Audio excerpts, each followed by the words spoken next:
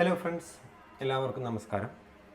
എല്ലാവർക്കും summit I S അക്കാഡമിയുടെ online ക്ലാസ്സിലേക്ക് സ്വാഗതം. ഫ്രണ്ട്സ്, ഈ ഒരു വീഡിയോ സീരീസിലൂടെ നമ്മൾ ചെയ്യാൻ ഉദ്ദേശിക്കുന്നത് പൊളിറ്റിയിൽ നിന്നും കഴിഞ്ഞ 10 വർഷമായി സിവിൽ സർവീസ് എക്സാമിൻ്റെ പ്രിലിംസിൽ ചോദിച്ച ചോദ്യങ്ങളുടെ അനാലിസിസ് ആണ്. അപ്പോൾ നമുക്ക് നേരെ എന്താക്കാം, വീഡിയോസിലേക്ക് കടക്കാം. സോ ഫ്രണ്ട്സ്, UPSCക്ക് പ്രിപ്പയർ ചെയ്യുന്ന സമയത്ത് നമ്മൾ അത്യന്തികമായിട്ട് മനസ്സിലാക്കേണ്ടത് സിലബസാണ്. ഏതൊരു സബ്ജക്റ്റ് പഠിക്കുമ്പോഴും ആ ഒരു സബ്ജക്റ്റ് സിലബസിൽ എവിടെയായിരിക്കണം എന്നുള്ള ഒരു പ്രധാനപ്പെട്ട ഒരു ബോധം എല്ലാവർക്കും ഉണ്ടായിരിക്കണം. അപ്പോൾ ഫ്രണ്ട്സ്, പ്രിലിംസിൻ്റെ സിലബസിൽ GS പേപ്പർ 1 പൊളിറ്റിയുടെ സ്ഥാനം. പൊളിറ്റിയിൽ നിന്ന് നമ്മൾ അറിഞ്ഞിരിക്കേണ്ടത് Indian polity and governance, constitution, political system, panchayati raj, public policy, right issues എന്നീ ഭാഗങ്ങളാണ്. ചുരുക്കി പറഞ്ഞാൽ ഇന്ത്യൻ കോൺസ്റ്റിറ്റ്യൂഷനും ഇന്ത്യൻ ഗവേണൻസും വളരെ ഇൻഡെപ്തായിട്ട് അറിഞ്ഞിരിക്കണം എന്ന് സാരം. ഓക്കെ, അപ്പോൾ ഇതാണ് സിലബസിൽ പൊളിറ്റിയുടെ സ്ഥാനം. അതേപോലെ ഫ്രണ്ട്സ്, കഴിഞ്ഞ ഒരു 10 വർഷമായിട്ട് പ്രിലിംസിൽ പൊളിറ്റിയിൽ നിന്നും എത്ര ക്വസ്റ്റ്യൻസ് നമുക്ക് നോക്കാം. 2015 പൊളിറ്റിയിൽ നിന്നും 14 ക്വസ്റ്റ്യൻസ് ആണ് ചോദിച്ചിട്ടുള്ളത്. 2016 11 ക്വസ്റ്റ്യൻസും, 2017 19, 2018 17, 2019 13 ക്വസ്റ്റ്യൻസും, 2020 19, 2021 22, 2022 14, 2023 14, 2024 22 ക്വസ്റ്റ്യൻസ് ആണ് പൊളിറ്റിയിൽ നിന്നും ചോദിച്ചത്. അപ്പോൾ ഒരു ആവറേജ് ബേസിൽ എല്ലാ വർഷവും 15 മാർക്ക് പൊളിറ്റിയിൽ നിന്ന് ചോദിക്കുന്നുണ്ട്. അതുകൊണ്ട് തന്നെ 30 മാർക്ക് പൊളിറ്റിയിൽ നിന്ന് മാത്രമായിട്ട് എല്ലാ വർഷവും ചുരുങ്ങിയത് ചോദിക്കുന്നുണ്ട് എന്നുള്ളൊരു കാര്യം പ്രത്യേകം നോട്ട് ചെയ്യണം. അപ്പോൾ ഒരു കാരണവശാലും അവോയ്ഡ് ചെയ്യാൻ കഴിയാത്തൊരു സബ്ജക്റ്റാണ് പൊളിറ്റി. ഓക്കെ, അപ്പം എല്ലാ വർഷവും ഒരു 15 to 20 ക്വസ്റ്റ്യൻസ് പൊളിറ്റിയിൽ നിന്ന് നമുക്ക് എന്ത് ചെയ്യാം, എക്സ്പെക്റ്റ് ചെയ്യാൻ പറ്റും. അപ്പോൾ ഫ്രണ്ട്സ്, നമുക്ക് നേരെ ക്വസ്റ്റ്യൻസിലേക്ക് കടക്കുന്നതിന് മുമ്പ് നമ്മൾ അത്യന്തികമായി അറിഞ്ഞിരിക്കേണ്ട ഒരു മറ്റൊരു കാര്യമുണ്ട്. പൊളിറ്റി നമ്മൾ ഏതെല്ലാം സോഴ്സ് നോക്കി പഠിക്കണം. ഓക്കെ, ഏതെല്ലാം സോഴ്സുകളാണ് നമ്മൾ റെഫർ ചെയ്യേണ്ടത്. സോ എസെൻഷ്യലായി നോക്കേണ്ട കുറച്ച് ബേസിക് ആയിട്ടുള്ള മെറ്റീരിയൽസ് ഉണ്ട്. ഒന്ന്, Indian constitution at work +1. Okay, +1 NCERT Indian constitution at work, അതേപോലെ തന്നെ ഡെമോക്രാറ്റിക് പൊളിറ്റിക്സ്. ഈ 2 NCERTകൾ നിർബന്ധമായും വായിച്ചിരിക്കണം. അതിന് പുറമെ ലക്ഷ്മികാന്തിൻ്റെ ടെക്സ്റ്റ്, അതേപോലെ തന്നെ news papers, especially Hindu, Indian express ഒക്കെ പോലെയുള്ള ന്യൂസ് പേപ്പറുകൾ, അതേപോലെ PIBയുടെ ഒക്കെ പ്രസ് റിലീസുകളൊക്കെ നമ്മൾ എന്താക്കിയിരിക്കണം, വായിച്ചിരിക്കണം. ഓക്കെ, അപ്പം ഈ 2 NCERT ടെക്സ്റ്റുകളും അതിന് പുറമെ ലക്ഷ്മികാന്തും അതേപോലെ തന്നെ ഹിന്ദു, ഇന്ത്യൻ എക്സ്പ്രസ് ഒക്കെ പോലെയുള്ള ന്യൂസ് പേപ്പറുകളും നിർബന്ധമായിട്ടും വായിച്ചിരിക്കണം. ഓക്കെ, അപ്പോൾ ഇത്തരം സോഴ്സുകൾ നമ്മൾ എന്തായാലും നിർബന്ധമായിട്ടും എന്താക്കണം, റെഫർ ചെയ്തിരിക്കണം. ഓക്കെ, ഇനി നമുക്ക് ക്വസ്റ്റ്യൻസിലേക്ക് കടക്കാം. സോ 2021 ചോദിച്ച ചോദ്യമാണ്, what was the exact constitutional status of India on 26 January 1950? Option A democratic republic. Option B, a sovereign democratic republic. Option C, a sovereign secular democratic republic. Option D, a sovereign socialist secular democratic republic. ചോദ്യത്രയാണ്, 1950 January 26 എന്തായിരുന്നു ഇന്ത്യയുടെ constitutional status? Okay, ഇതിൻ്റെ correct answer വരുന്നത് option B, a sovereign democratic republic ആണ്. Okay, നമ്മുടെ ഭരണഘടനയുടെ ആമുഖമായിട്ടുള്ള preamble നോക്കിക്കഴിഞ്ഞാൽ അതിൽ വളരെ വ്യക്തമായിട്ട് പറയുന്നുണ്ട്, India is A sovereign socialist secular democratic republic എന്ന്. പക്ഷേ സോഷ്യലിസ്റ്റ് അതേപോലെ തന്നെ സെക്കുലർ, ഈ 2 പദങ്ങൾ, സോഷ്യലിസ്റ്റ് അതേപോലെ സെക്കുലർ എന്നീ 2 പദങ്ങൾ 1976 42ാം ഭരണഘടനാ ഭേദഗതിയിലൂടെ പിന്നീട് ഭരണഘടനയിലേക്ക് ഉൾപ്പെടുത്തിയതാണ്.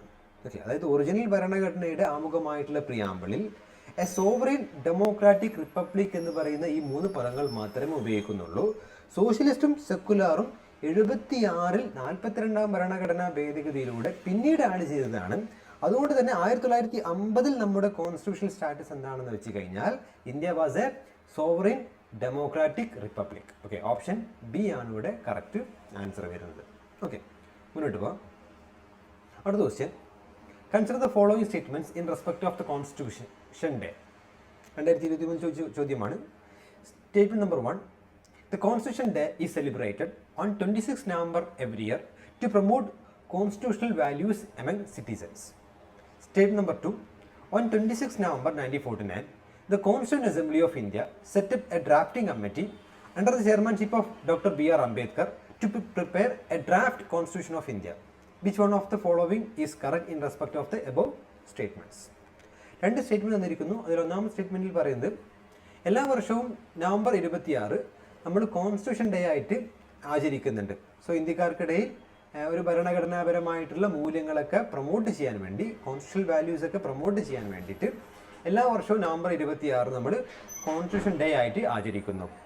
രണ്ടാമത്തെ സ്റ്റേറ്റ്മെൻറ്റ് പറയുന്നത് ഈ ദിവസം, അതായത് 1949 നവംബർ 26 ഭരണഘടനാ നിർമ്മാണ സമിതി ഡോക്ടർ അംബേദ്കർ അദ്ദേഹം ചെയർമാനായിട്ടുള്ള ഡ്രാഫ്റ്റിംഗ് കമ്മിറ്റിയെ ഈ ഒരു ദിവസം നിയോഗിച്ചിട്ടുണ്ട്. ഓക്കെ, നമ്മുടെ ഭരണഘടനയുടെ ഡ്രാഫ്റ്റ് തയ്യാറാക്കാൻ വേണ്ടിയിട്ട് അംബേദ്കർ അധ്യക്ഷനായിട്ടുള്ള ഒരു ഡ്രാഫ്റ്റിംഗ് കമ്മിറ്റിയെ 1949 നവംബർ 26 നിയമിച്ചിട്ടുണ്ട്. ഓക്കെ, അപ്പം ഈ രണ്ട് സ്റ്റേറ്റ്മെൻറ്റ് തന്നിട്ടുണ്ട്. ഈ സ്റ്റേറ്റ്മെൻറ്റിൽ നിന്നും താഴെ പറയുന്ന ഇതിൽ ഏതാണ് ശരിയായ സ്റ്റേറ്റ്മെൻറ്റ് എന്നാണ് ചോദിക്കുന്നത്. സോ ഫ്രണ്ട്സ്, ഇവിടെ ഒന്നാമത്തെ സ്റ്റേറ്റ്മെൻറ്റ് ശരിയാണ്. കാരണം എല്ലാ വർഷവും നവംബർ 26 നമ്മൾ കോൺസ്റ്റിറ്റ്യൂഷൻ ഡേ ആയിട്ട് നമ്മൾ എന്താക്കുന്നുണ്ട്, ആചരിക്കുന്നുണ്ട്. ഓക്കെ, ഇനി രണ്ടാമത്തെ സ്റ്റേറ്റ്മെൻറ്റ് തെറ്റാണ്. 1949 നവംബർ 26 ഡ്രാഫ്റ്റിംഗ് കമ്മിറ്റി നിലവിൽ വന്നത്, മറിച്ച് 1947 ഓഗസ്റ്റ് 29 അതായത് ഇന്ത്യക്ക് സ്വാതന്ത്ര്യം കിട്ടി 14ാമത്തെ ദിവസമാണ് ഡ്രാഫ്റ്റിംഗ് കമ്മിറ്റി നിലവിൽ വരുന്നത്. ഓക്കെ, അതുകൊണ്ട് രണ്ടാമത്തെ സ്റ്റേറ്റ്മെൻറ്റ് തെറ്റാണ്. ഓക്കെ, 1949 നവംബർ 26 പ്രത്യേകത എന്താണെന്ന് വെച്ച് കഴിഞ്ഞാൽ നമ്മുടെ ഭരണഘടനയുടെ പണി പൂർത്തിയാക്കി ഭരണഘടന നിർമ്മാണ സമിതിയിലെ അംഗങ്ങൾ ഭരണഘടനയിൽ ഒപ്പുവെച്ച തീയതിയാണ് 1949 നവംബർ 26. ഓക്കെ, അപ്പോൾ അതുകൊണ്ട് നമ്മുടെ ഭരണഘടനയുടെ പണി പൂർത്തിയായി അതിൽ ഭരണഘടന നിർമ്മാണ സമിതിയിലെ അംഗങ്ങൾ ഒപ്പുവെച്ച ദിവസമായതുകൊണ്ടാണ് എല്ലാ വർഷവും നവംബർ 26 നമ്മൾ കോൺസ്റ്റിറ്റ്യൂഷൻ ഡേ ആയിട്ട് ആചരിക്കുന്നത്. കാരണം അന്നേ ദിവസമാണ് നമ്മുടെ ഭരണഘടനയുടെ പണി പൂർത്തിയായത്. ഓക്കെ, ഡ്രാഫ്റ്റിംഗ് കമ്മിറ്റി 1947 ഓഗസ്റ്റ് 29 നിലവിൽ വന്നതാണ്. ഓക്കെ, അതുകൊണ്ട് ഇവിടെ കറക്റ്റ് ആൻസർ വരുന്നത് statement 1 is correct but statement 2 is incorrect. Okay, option C ആണ് ഇവിടെ കറക്റ്റ് ആൻസർ വരുന്നത്. ഓക്കെ, മുന്നോട്ട് പോകാം. അടുത്ത question, who was the provincial president of the constituent assembly before doctor Rajendra Prasad took over? 2024 ചോദിച്ച ചോദ്യമാണ്. രാജേന്ദ്ര പ്രസാദ് ചുമതലയേൽക്കുന്നതിന് മുമ്പ് നമ്മുടെ ഭരണഘടനാ നിർമ്മാണ സമിതിയുടെ കോൺസ്റ്റിറ്റ്യൂന്റ് അസംബ്ലിയുടെ താൽക്കാലിക പ്രസിഡന്റ് ആരായിരുന്നു? Option A C Rajagopalachari, option B doctor B.R. Ambedkar, option C T.T. Krishnachari, option D doctor Sachchidananda Sinha. So friends, ഇവിടെ കറക്റ്റ് ആൻസർ വരുന്ന ഓപ്ഷൻ ഡി ഡോക്ടർ സച്ചിദാനന്ദ സിൻഹയാണ്. നമുക്ക് എല്ലാവർക്കും അറിയാം, വളരെ സിമ്പിൾ ആയിട്ടുള്ള ക്വസ്റ്റ്യൻ ആണ്. നമ്മുടെ ഭരണഘടനയുടെ താൽക്കാലിക പ്രസിഡന്റ് ആരാണെന്ന് വെച്ചാൽ ഡോക്ടർ സച്ചിദാനന്ദ സിൻഹയായിരുന്നു. 1946 ഡിസംബർ 9 നമ്മുടെ കോൺസ്റ്റിറ്റ്യൂന്റ് അസംബ്ലിയുടെ ഫസ്റ്റ് മീറ്റിംഗ് നടന്നത്. സോ ഫസ്റ്റ് മീറ്റിംഗിൽ ഏറ്റവും സീനിയർ ആയിട്ടുള്ള ഡോക്ടർ സച്ചിദാനന്ദ സിൻഹയായിരുന്നു താൽക്കാലിക പ്രസിഡന്റായി ചുമതലയേറ്റത്. 2 ദിവസങ്ങൾക്ക് ശേഷം, അതായത് 1946 December 11 doctor Rajendra Prasad constituent അസംബ്ലിയുടെ സ്ഥിരം പ്രസിഡന്റായി ചുമതലയേറ്റു. സോ ഡോക്ടർ രാജേന്ദ്ര പ്രസാദിന് മുമ്പ് താൽക്കാലിക പ്രസിഡന്റായി ആ ഒരു സ്ഥാനം വഹിച്ചിരുന്നത് ഡോക്ടർ സച്ചിദാനന്ദ സിൻഹയാണ്.